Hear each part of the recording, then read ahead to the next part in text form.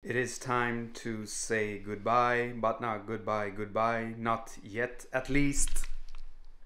Welcome, Muzz here. I hope you're having a splendid day.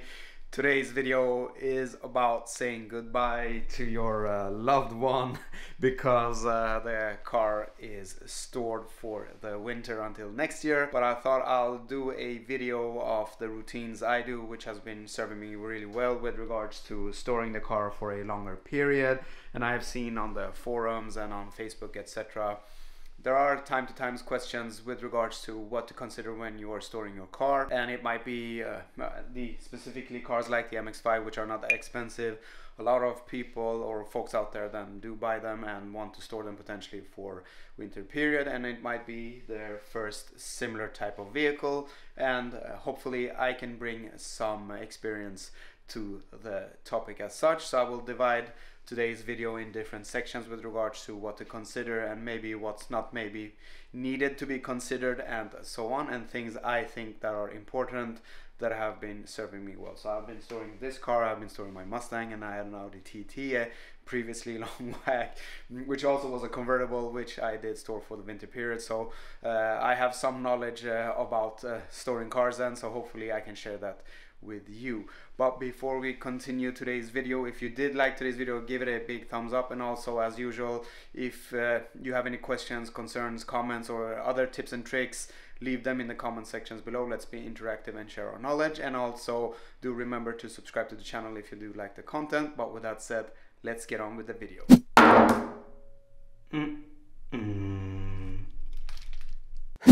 So let's start off with the lubrication and mainly the engine oil. If you look it up on the internet, should you swap the fluid out before storing or doing it after, or it doesn't matter, you will get a million different type of answers. I personally, if I would do anything, I would do the oil change before storing the car, because there is buildup, there is sludge on the engine oil, you get acidics, contaminations, etc. while driving then obviously. And if I'm storing the car, I would like it to be stored with as fresh fluid as possible, or engine oil in this case. But I don't have any scientific proof of what is better or worse, but in my case, as I mentioned, I'd rather change the fluid before storing the car than after if I'm doing anything. And also with the MX5 here in Sweden, at least, the maintenance routine is, I believe, 10,000 kilometers or per every 12 months the car needs to be serviced or maintained, so the warranty is kept intact. We have a 10-year warranty here in Sweden for most of the parts, and I did service this car then the day before I actually then had it stored in the garage and garage cleaned it. So that is my take on it. However, what I do recommend, do not start the engine if you really don't need to while storing it, because it is very difficult to get the car up into operating temperature with regards to the engine oil, with the diff fluid, gear fluids, etc. And also usually then when you start your car in the garage, you do open up the garage door, and let's say it's -5 degrees outside and you have +degrees on the inside, the engine gets warm, the fluid gets warm, you will get crazy condensation, and that is also something not recommended then. So if you don't have to, do not start the engine. I know some manuals say start it once every 4 weeks or so while storing the car, but I have never done that, and I will never do that if I really don't have to. If I need to have the car outside of the garage, I actually roll it out by hand and I don't start it. So that is my take on the engine fluid change before or after. I would do it before storing the car. In order not to have your battery go bad while storing the car and being able to start it up in the springtime, and also batteries are expensive, I would highly suggest and recommend to get a trickle charger. So I have a C-Tech trickle charger, so it actually sends pulses to the battery and gets a response back of what the voltage is on the battery, and it tops it up, so to speak, to keep it in top trim. And again, then it's not charging the battery all the time, because that is not good either. So it is then sending pulses from time to time and tops it up whenever it's needed. And also with modern cars like the MX5, different type of electronics can go a little bit haywire if the voltage of the battery is too low while driving. Then obviously if it has been seeing too little voltage over a longer period of time, it can go bad. And some electronics can also behave a little bit weird. So I would highly recommend to get a trickle charger for your car while storing it. If you do not have the option of having an electrical socket or so where you're storing your car, another option is to take out the battery, but then your ECU etc. will then be reset, because there is no electricity then going to the ECU etc.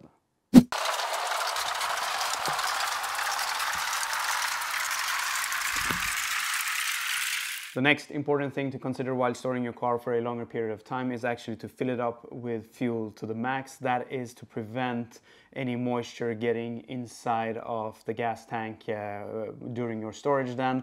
And one thing that I have been using is to use a fuel stabilizer such as Stabil Storage. Again, it's similar to the engine oil discussions. There are some that say that it is good, some that say that it is not good, but I have found it to work well, and it prohibits the fuel to go bad, so to speak, while it's being stale in the tank then, and also it prevents corrosion etc. And I don't feel that it makes any harm to the car as such, hence why I want to use it, and also to be on the safe side that I don't have bad fuel in the car when I'm driving it for the first time in springtime, because it is at least a 40 something liters which needs to be depleted before we can get some fresh fuel in it. Hence why I do recommend to use something like Stabil Storage or other fuel stabilizers that are out in the market.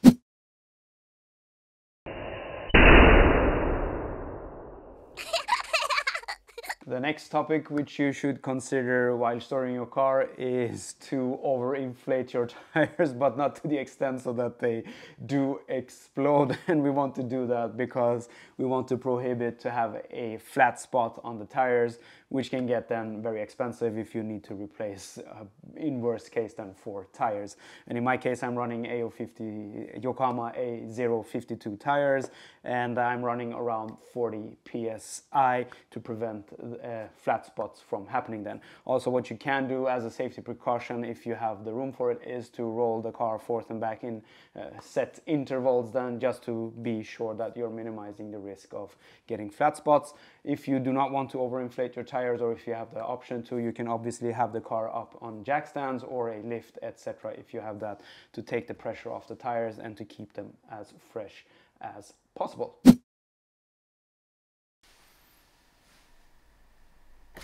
I mean, who doesn't like a nice shine? So this is another thing you should consider before you're storing your car, and that is obviously to give it a nice wash after your season is finished then, and do vacuum it, do clean it on the inside as well, do clean your wheels to get the brake dust off if you have any corrosive brake pads, or brake pads with corrosive dust that is.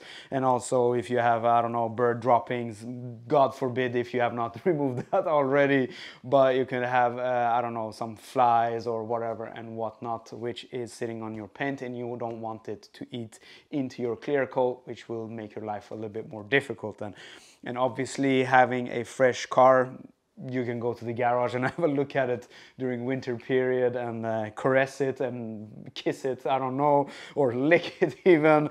And also when the spring comes, the first sunny days are coming then, and the only thing you would more or less need to do is, as we have charged the battery, we have maintained it, we have a fresh oil, we have a fuel tank full of fuel, we can obviously then just take the car outside and enjoy the beautiful first sunny days of spring then. So I would recommend to clean your car at least. In my case, I have ceramic coated it earlier, so I haven't put any coating etc. on it before I store the car. So that is something also you could do during your winter storage then, is to actually go over the car with wax or other sealants or ceramic coatings of your choice, polish the car and so on. But obviously it is important then to have the paint as clean as possible before doing so. Bonus round 1.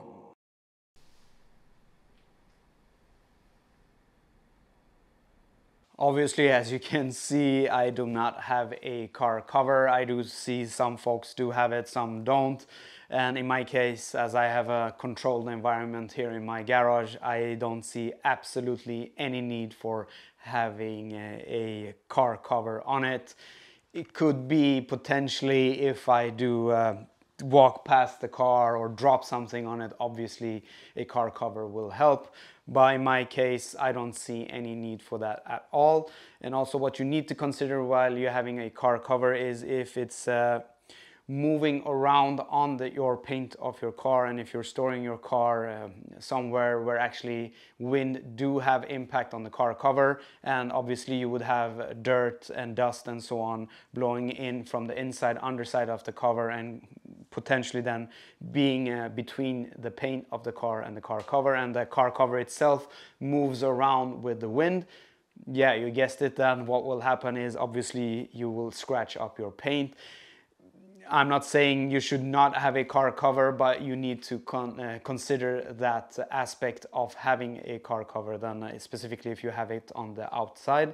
And also in this case, as this is a convertible and with a cloth top, then that might be something to consider if you are storing the car on the outside, to at least have something that covers the cloth top so it doesn't get damaged with bird poo or rain and so on and so on. But I don't know how many people do actually store their car in the open, so to speak, without any roof as such. But that is something to consider if you are considering a car cover then. Bonus round 2. So stuff the car, you say, eh? So in my case, as I mentioned, then in a closed environment in my garage, I don't have to consider outer elements, and one of those elements are obviously animals, rodents, I don't know, spiders or whatever and whatnot. So the openings you have on your car, you might want to consider of sealing them in some way with socks, not bananas, but still that is something to consider, because mice can get into places which you don't want them in the tailpipes, I don't know, or in the induction system of your car. So that is something to consider. And also closing your doors and windows. We will get to other things to consider while closing the doors and windows. But with regards to rodents and animal perspective, I would recommend that you consider that and have a look on the environment you will have your car stored, and if there is a need for taking any preventive measures with regards to rodents and such. Bonus round 3. I did previously mention to close the windows and the doors of your car if you're storing it in an environment which you cannot control. And by doing so, you obviously get some other type of issues potentially, and that is with moisture and humidity inside the cabin. So you need to potentially take some preventive measures with regards to that. Having something inside the cabin which then sucks the moisture or humidity. There are different type of products for that, but here inside my garage I do have a dehumidifier. I can have my windows rolled down and the doors open if need be. And with this dehumidifier, it's not just good for the car, but in general for the interior of the garage, for the tools, etc.